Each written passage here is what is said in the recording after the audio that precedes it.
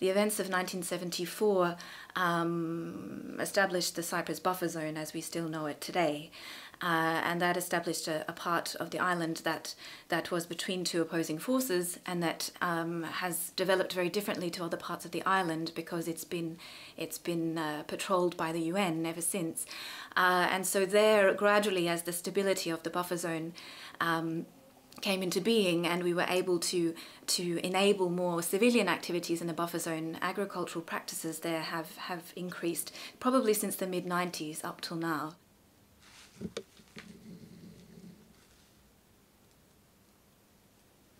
So between 2004 and 2011, the UN with its partners worked to remove and destroy more than 25,000 mines from the buffer zone. And of course, naturally, that's opened up many new areas for agriculture as well.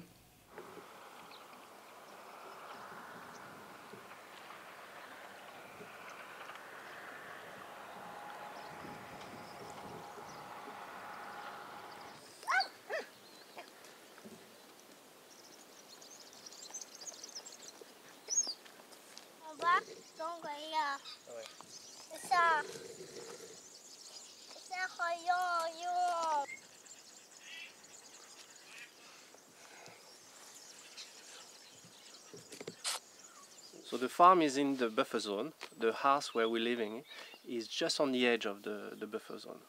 We see the buffer zone, we work in the buffer zone every day, but we live right on the edge. We kind of like, living on the edge.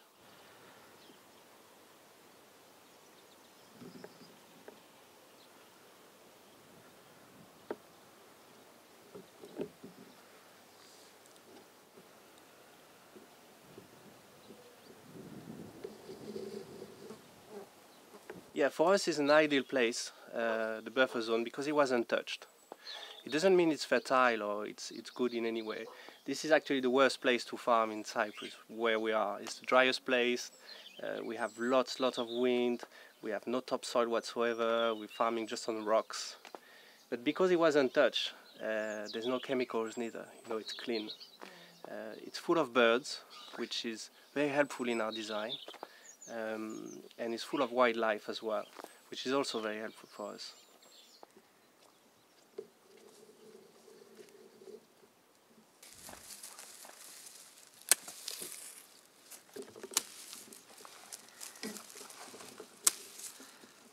The most diverse the ecosystem, the most stable it is. That's what we're doing in permaculture. We're adding life into our systems. We're trying to design productive ecosystems. We're increasing biodiversity, we work with nature, everything goes back to the soil, we don't disturb it, we don't have waste, and it works.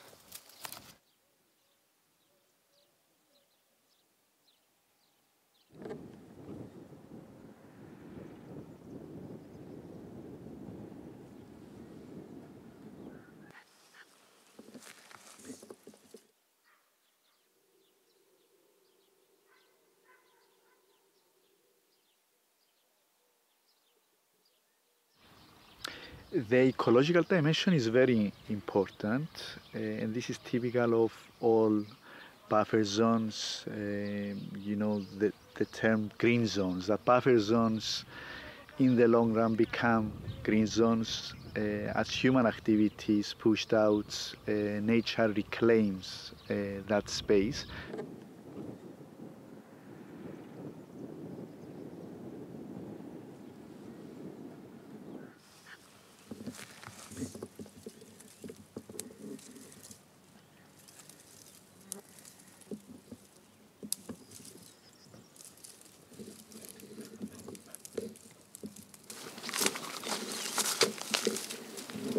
So nature provides us with everything we need.